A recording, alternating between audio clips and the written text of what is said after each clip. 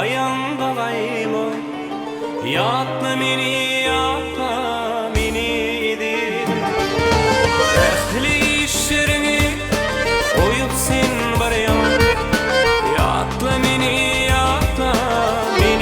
edin. Ehli işlerini oyup sen baryan, yatla meni edin.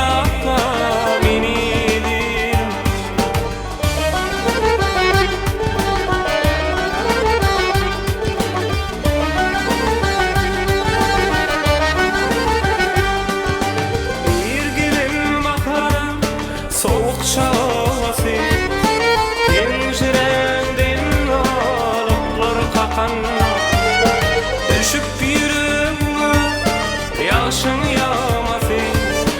Yatla meni edin. Düşüp yüreğime yaşın yağması.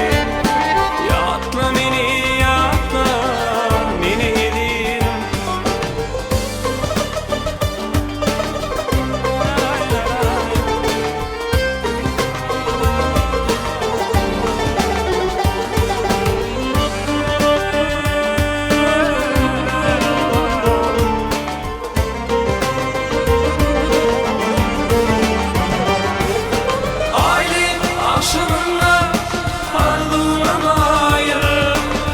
Meni yatla açanda pencere, ya da hat yadımda aşkındayım.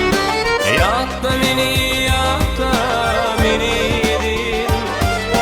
Ya da hat yadımda aşkındayım. Yatla meni edin.